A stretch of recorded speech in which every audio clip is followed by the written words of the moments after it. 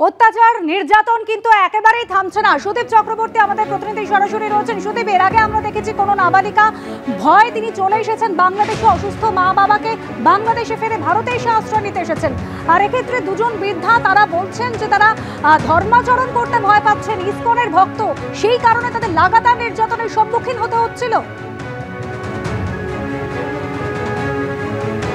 দেখো অনুষ্কা, তোমাকে প্রথমেই বলি যে বাংলাদেশে এই মুহূর্তে যা পরিস্থিতি, মৌলবাদীদের হাত থেকে কিন্তু 8 থেকে 80 কোনো বয়সেরই সংখ্যালঘুদের কিন্তু রেহাই নেই। তার প্রমাণ তুমি কদিন আগেই পেয়ে গেছো। এক নাবালিকা, 15 বছরের এক নাবালিকা চোপড়া সীমান্ত দিয়ে ভারতে প্রবেশ করতে চাইলে বিএসএফ এর হাতে ধরা পড়ে, তারপরে তাকে সে কিন্তু বর্তমানে এখন হোমে রয়েছে।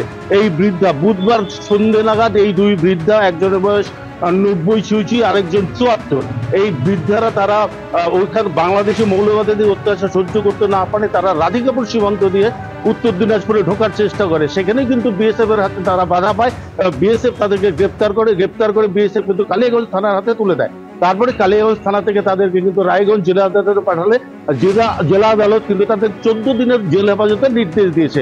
পাশাপাশি তোমাকে বলবো যে দেখো, যে বৃদ্ধা দুজন এসছেন তারা কিন্তু পরিষ্কার জানাচ্ছে বাংলাদেশের অকথ্য অত্যাচার হচ্ছে, এমনকি তাদের জায়গা অব্দি কেড়ে নিয়েছে এবং তাদের বাড়িঘর যা ছিল সব ভেঙে ফেলা হচ্ছে। বাংলাদেশের নারীদের কোনো, হিন্দু নারীদের হোক বা সংখ্যালঘু নারীদের কোনো সুরক্ষা নেই এই মুহূর্তে কিন্তু। তাই তারা একে একে প্রত্যেকে কিন্তু ভারতে প্রবেশ করার চেষ্টা করছে। একেবারে অকথ্য অত্যাচার চলছে বাংলাদেশে, নির্যাতন চলছে, যে কারণে অবৈধভাবে হয়েও তারা কিন্তু বাধ্য হচ্ছেন বাংলাদেশ থেকে এদেশে আসতে। অনেক ধন্যবাদ সুদীপ। ফের ইমেল মারফত বোমা রাখার হুমকি দিল্লির একাধিক স্কুলে। আজ সকালে ইমেল আসার পরে স্কুলগুলিতে নিরাপত্তা জোরদার করা হয়েছে। যদিও সন্দেহজনক কিছু মেলেনি কোনো স্কুলে।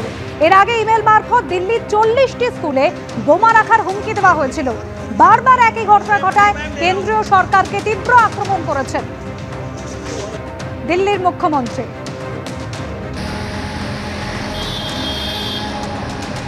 ইমেল মারফত বোমা রাখার হুমকি দিল্লির একাধিক স্কুলে। আজ সকালে ইমেল আসার পরেই স্কুলগুলিতে নিরাপত্তা জোরদার করা হয়েছে। যদিও কোনো স্কুলেই সন্দেহজনক কিছু পাওয়া যায়নি। এটাই প্রথমবার নয়, এর আগেও 40টি স্কুলে বোমা রয়েছে এরকম একটি হুমকি এসেছিল। ইমেল মারফত দিল্লির 40টি স্কুলে বোমা রাখার হুমকি দেওয়া হয়েছিল।